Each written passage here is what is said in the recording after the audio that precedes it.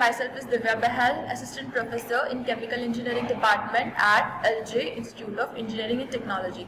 The subject that we are going to continue is Mass Transfer Operations 2. So moving forward now about chapter 1, that is distillation, we will cover the remaining topics. Right, so starting forward with the batch fractionation. So here you can see that this is a batch still. Okay, it means no continuous input of feed is there. But here multiple stages are arranged and reflux condition is also provided. Okay, so before that, first of all, what is a binary system? See, binary system means your solution, it has only two components. Okay, right? Suppose for example A and B, where your A is your more volatile component and B is the less volatile component. So we are dealing with the batch fractionation of your binary system. So now your batch fractionation, it can be carried out in two ways, at constant reflux, second is at variable reflux. So here again like continuous rectification, okay, here also we have assumptions. So the first assumption is that your constant molar overflow is there. It means vapor and liquid flow rates are constant for each stage. Similarly, your liquid holdup is negligible. It means at this trace you can see that the liquid holdup is negligible and this is a steady process. So first of all, let's move forward to the constant reflux condition. It means here reflux ratio is constant.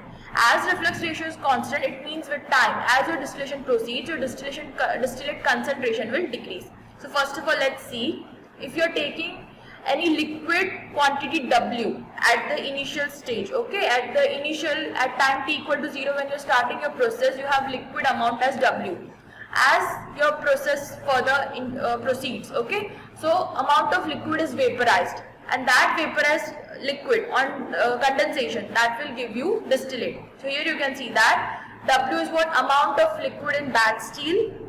As it decreases, it means D increases. So capital D is equal to minus dW. What does it shows? That differential increase in your distillate amount, that is equal to differential decrease in your W, the liquid amount. Similarly for component, we get the following relation. So now integrating it within the limits of Wi and Wf, that is your initial amount, okay, Wi is the initial amount of liquid which you took, Wf the final amount of liquid which is present in your batch still. Similarly about the composition also, when you are starting your process, Xwi is the initial composition of your more volatile component and you are proceeding this process till the composition is what Xwf. So this integral part, that is what area under the curve, right? So how you can graphically know that?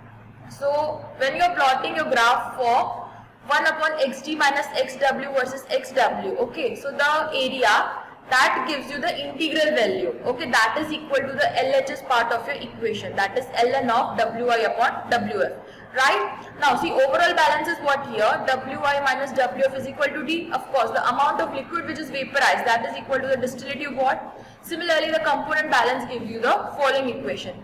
So the XT average, you can see that the average distillate composition which you are getting, that is equal to this formula, Wi xwi minus Wf xwf upon Wi minus Wf, okay. So from the graphical data, we can get the value of Wi upon Wf.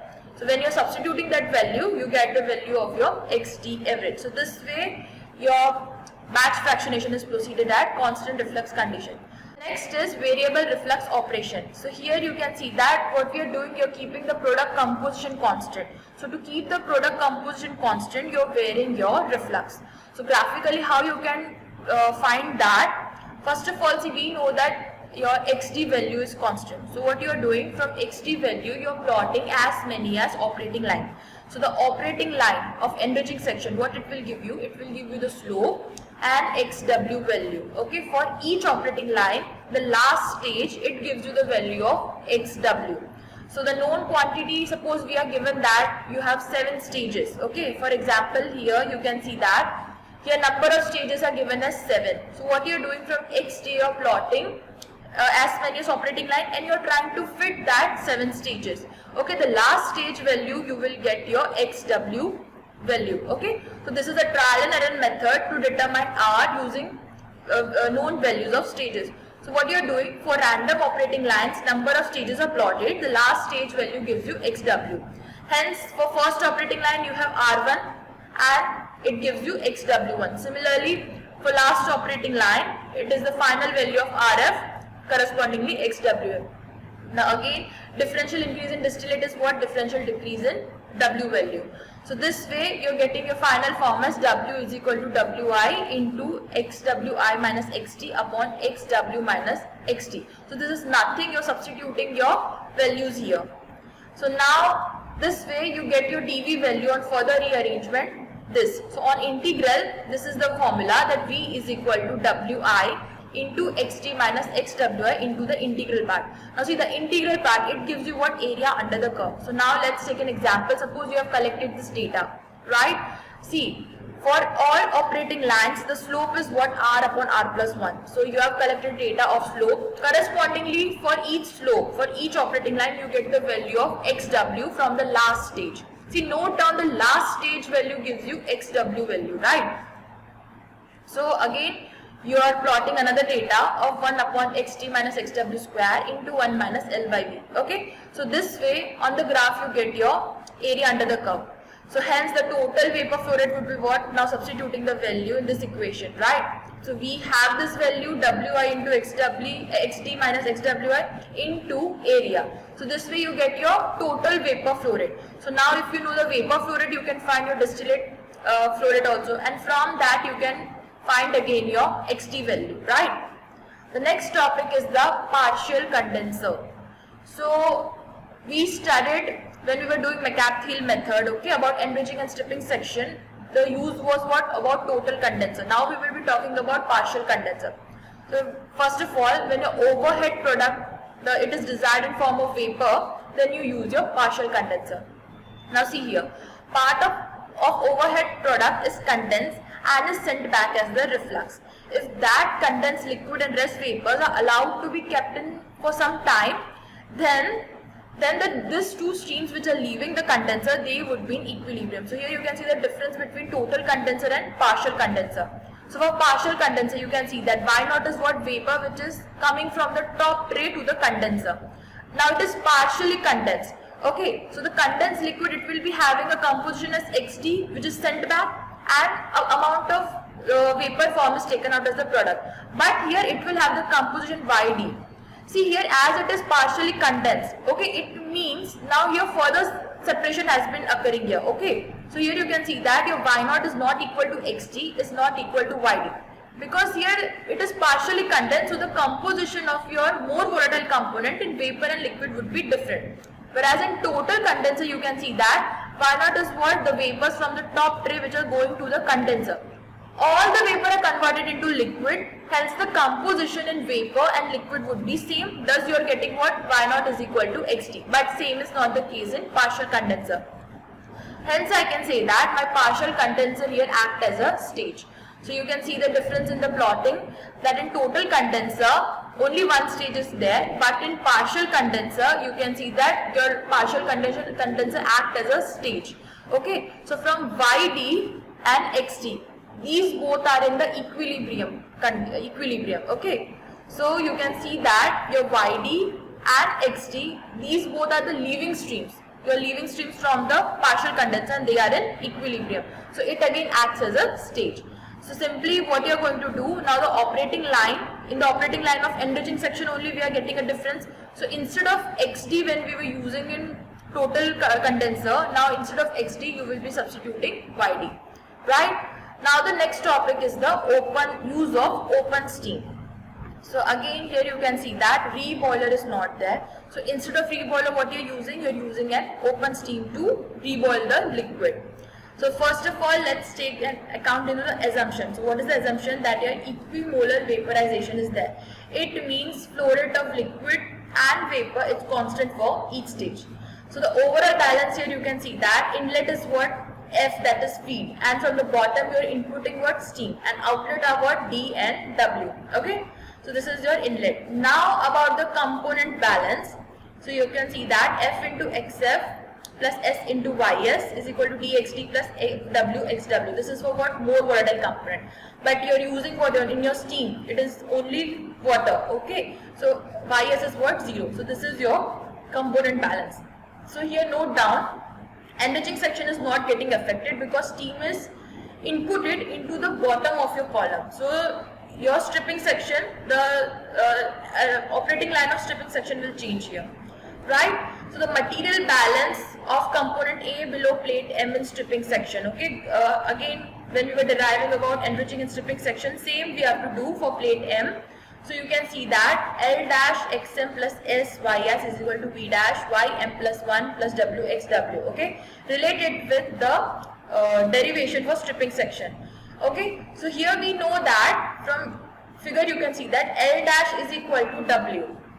Okay, because all your liquid which is getting into the bottom plate, that is taken out as your product. It is not sent to the reboiler, right? So this way you can get the following equation. But here the vapor which is injected into the bottom part, that is your steam. So instead of V dash, you are substituting your S. So in general you can see that your operating line passes from X is equal to XW as intercept is 0. So for stripping section in your operating line, your intercept value is what? 0 here. So graphically you can see that enriching section plot is line is same, but for stripping section it will pass from XW. Intercept is 0, okay, but the slope will again be what? L dash upon V dash, that is equal to L dash upon S. So this is about your open steam. So what are the important points? That reboiler is not used, and the final liquid in reboiler, when reboiler is there, this L dash is going to the reboiler, but here as reboiler is not there, we are directly taking out as your product. Okay. The next topic is use of cold reflux. So here cold reflux, from name you can suggest that the overhead vapor which is condensed, it is cooled below its bubble point so that the liquid is cooled. Okay, so that is your cold reflux. Now because it is cold, hence it will condense most of the vapors rising in the top column as it is below its bubble point. Now the vapors which is coming from the top plate, it will come in contact with those vapor and so it will condense out. Okay, so thus the vapors are less in quantity at the top tray than the rest of the trays in enriching section. So note down how it is affecting the top tray vapor amount, right? Now to increase the temperature of reflux to its bubble point, the vapors get condensed and exchange the heat. Now try to understand the liquid which is coming. You are using what? Cold reflux, its temperature is what? Below the bubble point. The vapors, as they will exchange the heat, they will condense out, okay? But as they condense out, they are transferring the heat also. So the heat gained here is what? By the liquid, okay, to reach up to its bubble point. That is L naught into CL naught into M average into TVP minus TR, where TVP is what? Boiling point of your cold reflux, bubble point of your cold reflux, and TR is the actual temperature of your reflux.